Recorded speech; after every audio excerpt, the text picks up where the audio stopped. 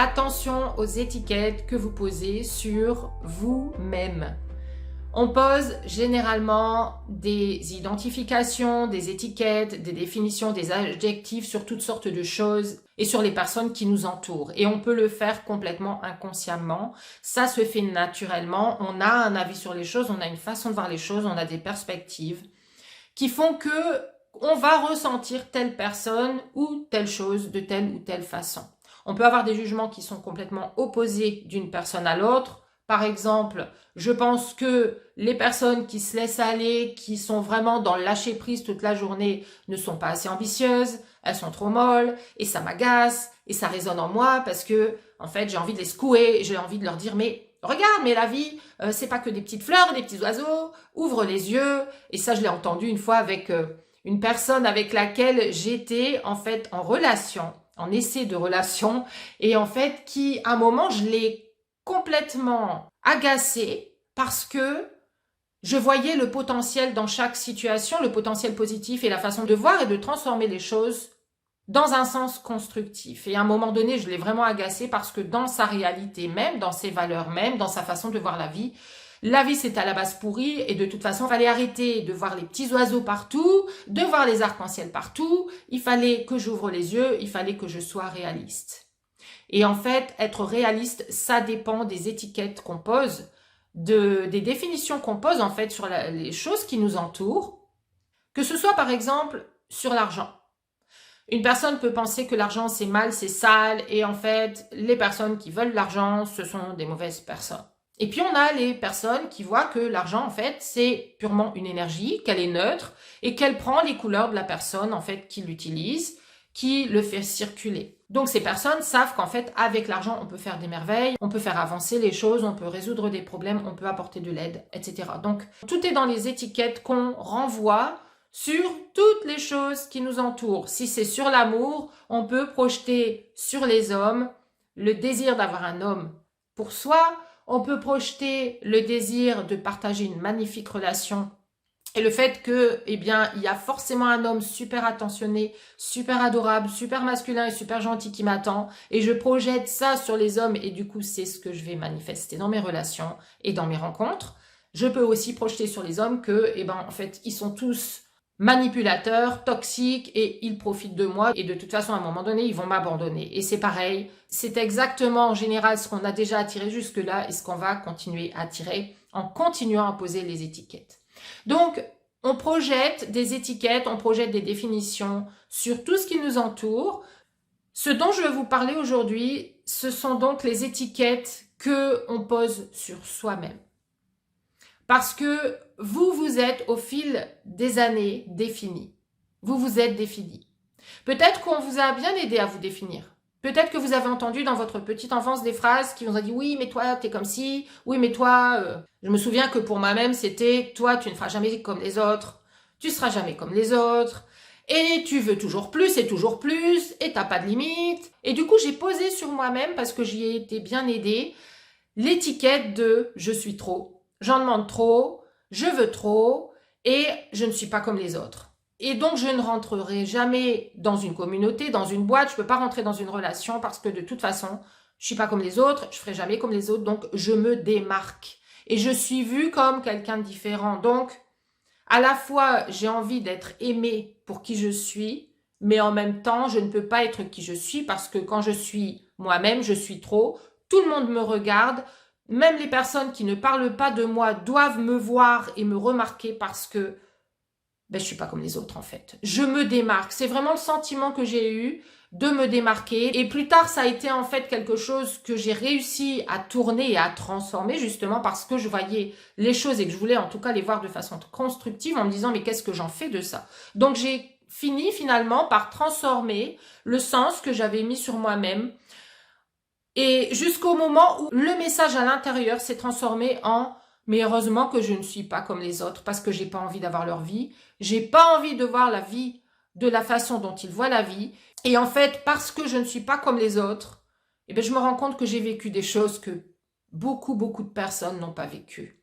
Et je me sens chanceuse d'avoir vécu ces moments-là, d'avoir été invitée à ces événements-là, d'avoir eu accès à ces espaces-là qui étaient des espaces privés dans lesquels j'ai vu plein de choses parce que j'avais une identité qui s'est construite au fil du temps, qui était l'identité de l'électron libre, qui fait à un moment donné ce qu'il veut. Alors c'est passé par 36 ans de cage et d'enfermement et de rester dans ma boîte. Mais à partir de mes 36 ans, je me suis complètement libérée de toutes mes boîtes et j'ai commencé à vivre pour moi-même, pour qui j'étais vraiment. Donc, j'ai quitté cet espace des étiquettes, je me suis ouverte à tout et j'ai transformé le sens des étiquettes qui avaient été mises sur moi. Mais pourquoi je vous parle de ça aujourd'hui?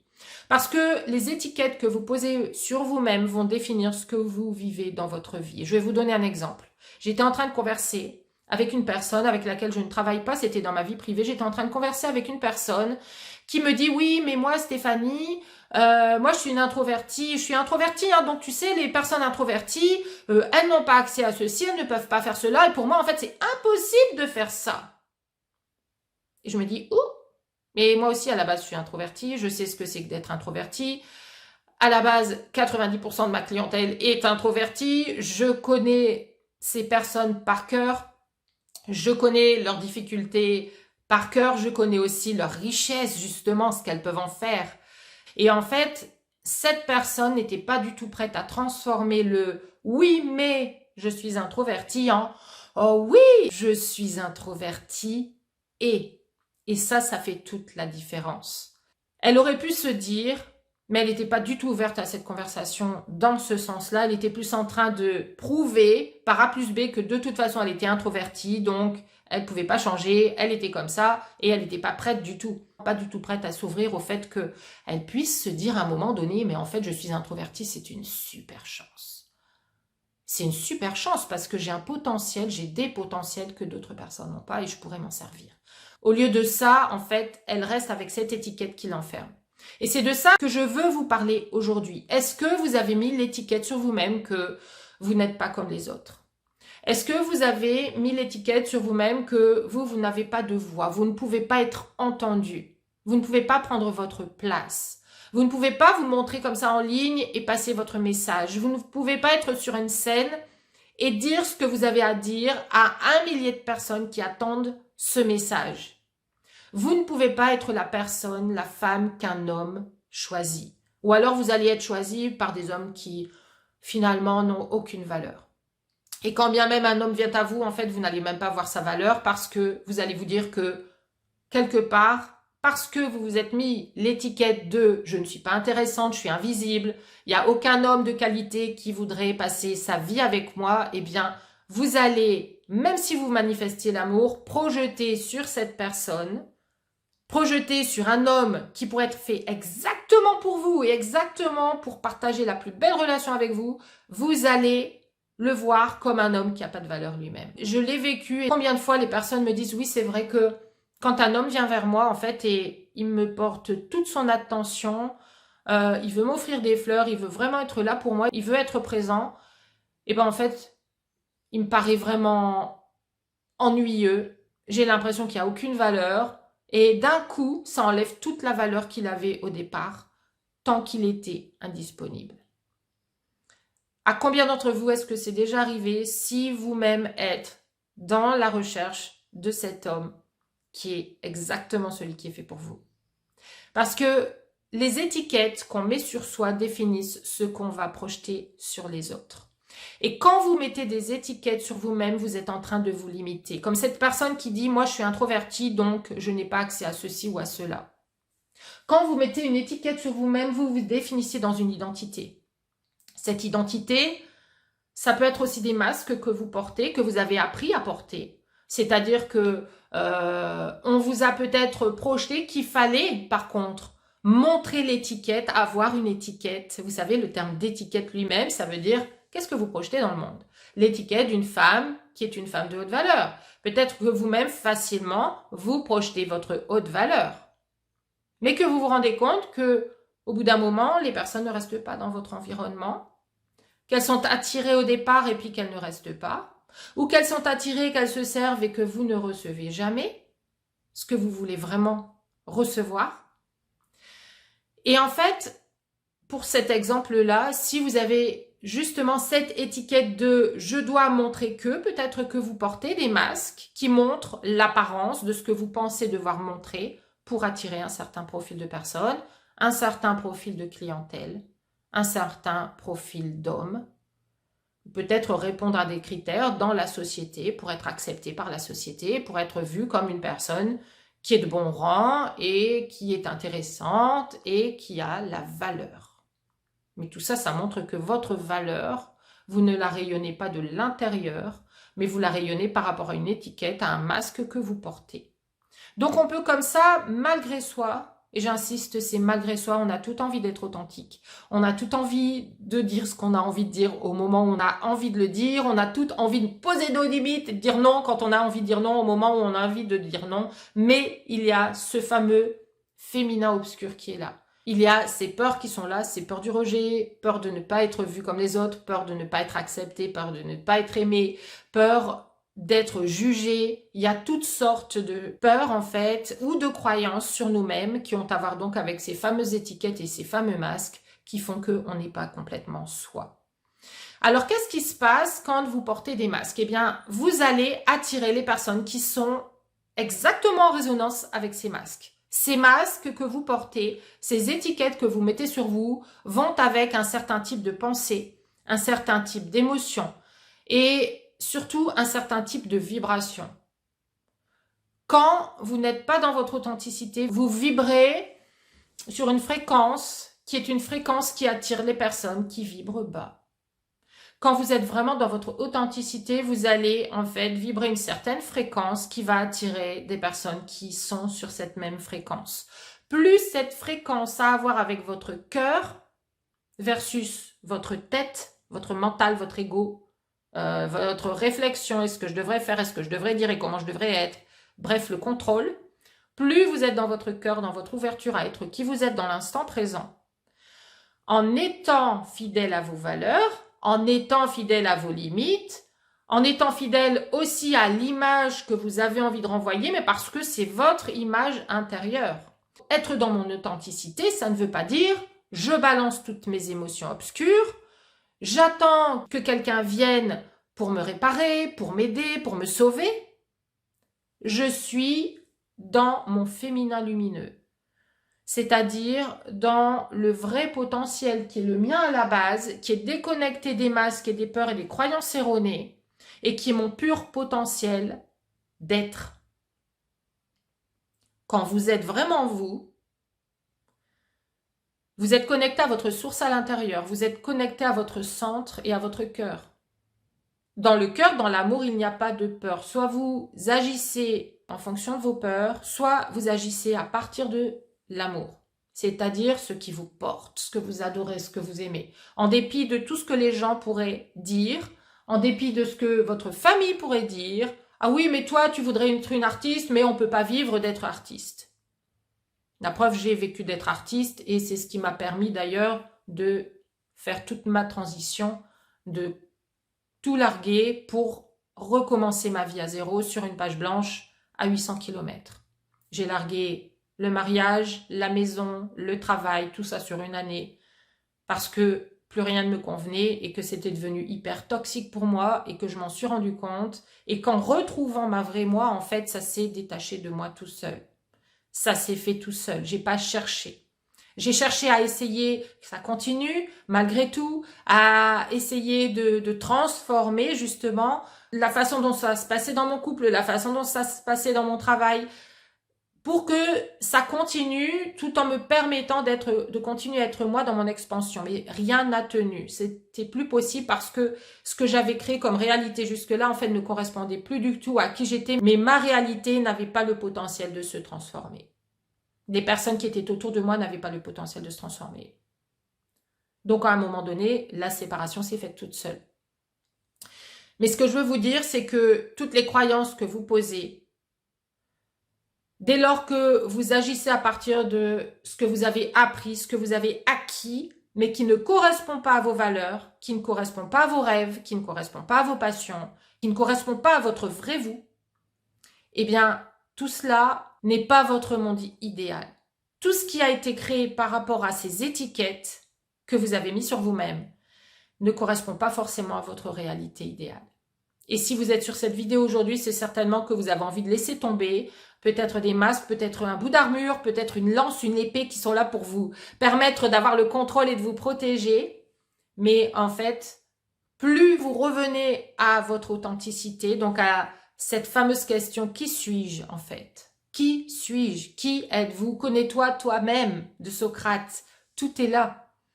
Connais-toi toi-même. Qui êtes-vous? En fait, quand vous enlevez l'identité que vous avez créée, peut-être que là, vous êtes l'identité qui a manifesté l'amour, mais que, en fait, ça bloque dans la place que vous voudriez prendre dans le monde, peut-être en ligne, peut-être que vous voulez être cette personne qui aide les autres à justement manifester leur potentiel. Peut-être que vous êtes dans cette identité où vous avez l'étiquette de quelqu'un qui, ne peut pas manifester l'amour. Elle a le travail de ses rêves, elle a le revenu de ses rêves, elle a la maison de ses rêves, tout matériellement est génial, elle a un super réseau d'amis, elle sort tous les week-ends, elle s'amuse, mais elle ne manifeste pas l'amour.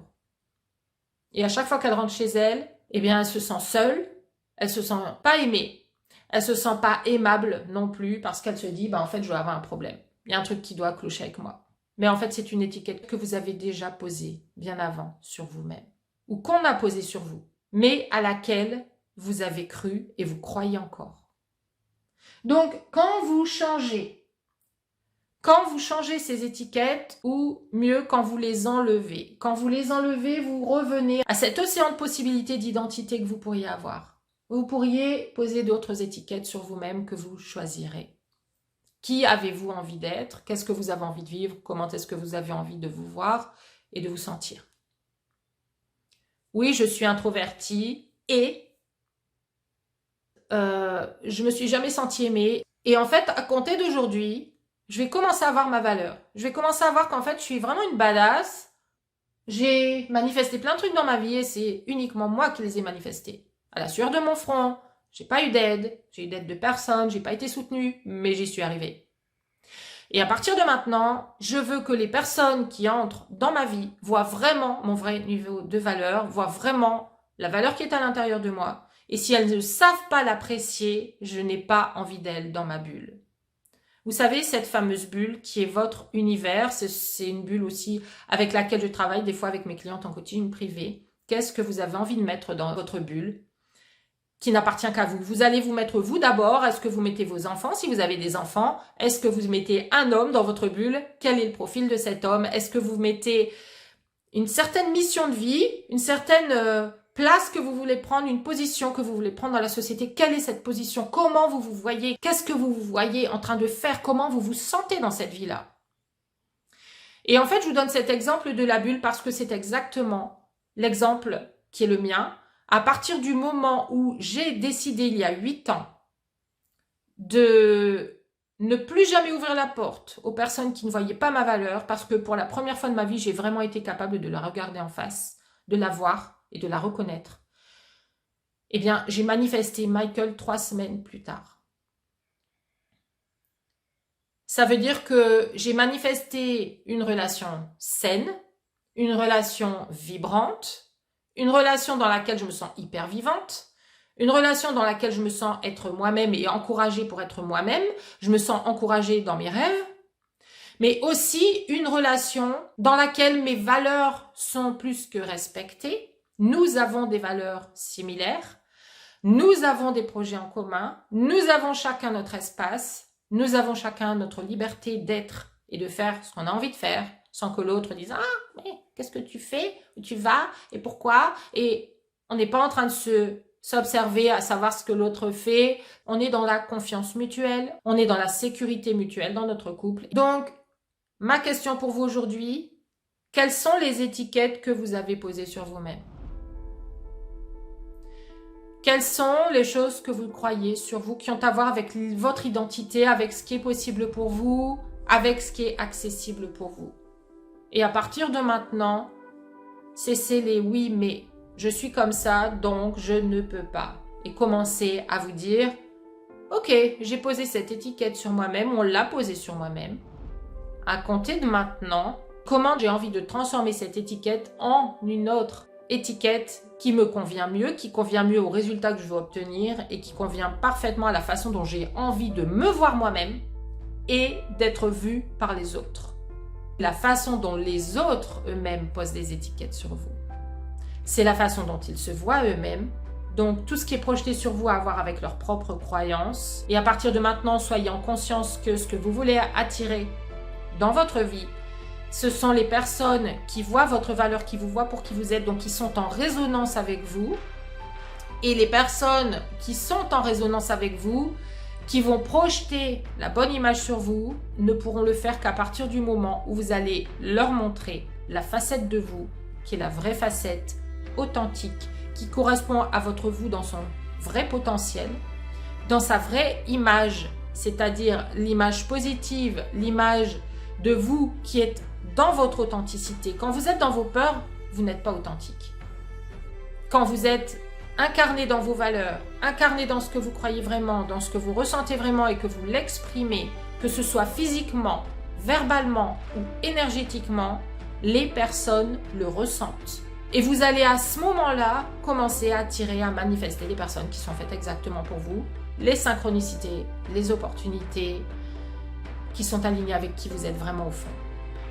J'espère que cette vidéo vous a parlé. Si c'est le cas, je vous invite à la liker, à la commenter. Je me ferai une joie de vous lire et pensez à la partager. Si vous avez envie de travailler ensemble, cliquez sur le lien pour réserver un appel téléphonique avec moi et je me ferai une joie aussi de converser avec vous, de vous connaître, de connaître votre situation. Et on verra quels sont les schémas qui vous tiennent actuellement, comment faire pour les faire sauter, pour avoir les mêmes résultats que vous pouvez voir sur ma page de témoignage. Le lien est aussi dans la description de la vidéo. Je vous souhaite une excellente et lumineuse journée et je vous dis à très bientôt. Ciao!